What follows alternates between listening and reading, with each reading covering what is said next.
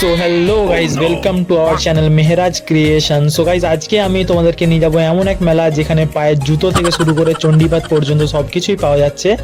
কিন্তু গাইজ প্রথমে সরি বলে দিই, তার কারণ হচ্ছে কি আমি অনেকদিন পরেই ব্লগটা এডিট করে শেষ করলাম। তার কারণ ইন্টারনাল এক্সাম ও অন্যান্য কাজের কারণে আমি ব্লগটা পুরোভাবে এডিট করতে পারিনি।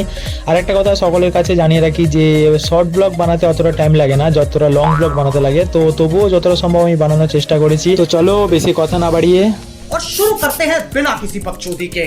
সো গাইজ, মেলাটা হচ্ছে আমাদের ডানকুনিতে, যেটাকে আমরা মিলন মেলা নামে পরিচিত। তো প্রথমে প্রবেশের সময় আমাকে 10 টাকা গেট পাস দিয়ে ঢুকতে হয়।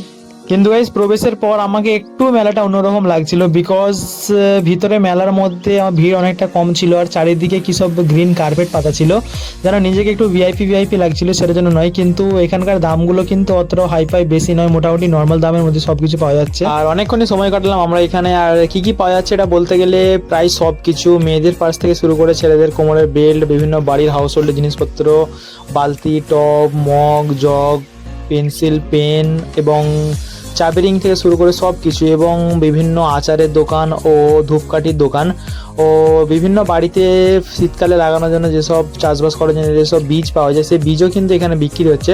সত্যি বলতে গেলে এক কথায় প্রায় সব কিছু এখানে পেয়ে যাচ্ছিলাম আমরা। বিভিন্ন মেয়েদের গয়না, অ্যাক্সেসরিজ সব কিছুই এখানে পাচ্ছিলাম। তাছাড়া আমরা এখানে রাইডগুলো একটু ঘোরাঘুরি করছিলাম। আর এখানে রাইডগুলোর দামটা একটু বেশি, তার কারণ নর্মালি যেসব রাইডে আমরা 50 টাকা দিয়ে থাকি এখানে কিন্তু লেখা ছিল 60 টাকা। কি জানি কেন 10 টাকা বেশি, হয়তো এখানে মেলা কর্তৃপক্ষদের জন্য এরা বেশি টাকা দিয়েছে।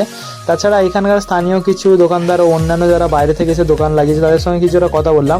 তাদের মুখ থেকে শুনলাম যে অতটা প্রফিট হচ্ছে না তাদের জন্য, তার কারণ মেলাতে অতটা লোক আসছে না যতটা এরা ভেবেছিল। তারপর আমরা চড়লাম আমাদের হাওড়া লোকালের ট্রেনে, যেখানে ট্রেনটা লেট থাকায় আমরা অনেকক্ষণ এখানে ঘোরাঘুরি করতে থাকলাম।